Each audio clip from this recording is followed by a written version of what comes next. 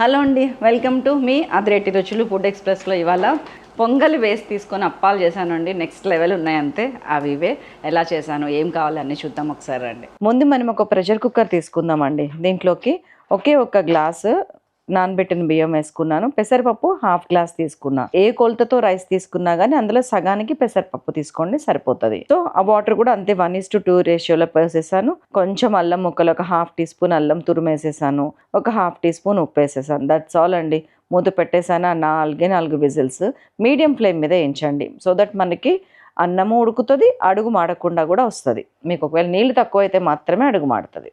Next మనము ఆ అన్నం ఉడికేలోపు, విజిల్స్ వచ్చేలోపు ఒక బౌల్ తీసుకుందాము. ఇదేంటంటే ఇది కూడా ఇండస్ వ్యాలీదే, మన బిర్యానీ పాట్ అనమాట. దీంట్లోకి నేను గ్రేట్ చేసిన క్యారెట్ ఒక 1.5 క్యారెట్ తీసుకున్నాను.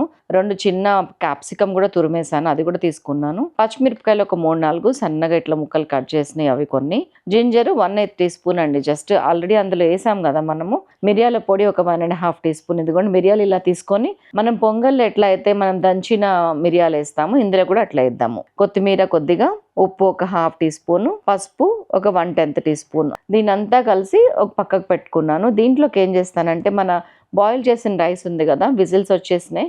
దీనిలోకి కొంచెం చూసారు ఎంత గట్టిగా అయిందో అన్నము. ఇట్లా గట్టిగా ఉంటేనే మనకి బియ్యం పిండి ఎక్కువ పట్టకుండా ఉంటుంది. ఇందులో రైస్ అంటేనే ఆల్రెడీ బియ్యం పిండి అన్నట్టే. సో దాంట్లో మనం బియ్యం పిండి జస్ట్ ఈ ముక్కలన్నీ కలవటానికి బైండింగ్ లెక్క యూజ్ చేద్దాం. సో దీనిలో ఒక 1 టీ స్పూన్ జీలకర్ర, ఆవు నెయ్యి ఒక 2 టీ స్పూన్స్ వేసాను. ఎనీ నెయ్యి వేసుకోవచ్చండి, వేయండి, చాలా బాగుంటుంది. దీన్ని బాగా ఇట్లా గంటతో మెత్తగా కలిపి ఇప్పుడు ఈ బౌల్లో ఈ పిండి మొత్తం వేసేస్తున్నాను. ఇదిగోండి అడుగున పొంగల్ కొంచెం ఉంచుకుంటున్నాను కూడా నేను. దీన్ని పెరిగేసి తాలింపు పెడితే దద్దోజనం లెక్క చాలా టేస్టీగా ఉంటుంది. కావాలంటే మీరు కూడా ట్రై చేయండి. సో బౌల్లో మిక్స్ చేస్తున్నానండి. మిక్స్ చేసేసి మనకి దీనికి సరిపోని బియ్యం పిండి యాడ్ చేస్తున్నా. చూడండి అన్ని వేసి ఇట్లా మంచిగా ఇట్లా మనం గోధుమ పిండి కలుపుతాం చూసారా, అట్లా కలిపి ఉండలు చేసుకోవాలి. ఇట్లాగా మనం పెంకకి తట్టడానికి అనుకూలంగా ఇట్లా ఉండలు చేసుకుంటున్నాను. చూడండి ఉండలు చేసుకొని ఒక కడాయి తీసుకున్నా. మా స్టవ్ మీద పెట్టకుండానే తీసుకోండి కడాయిని.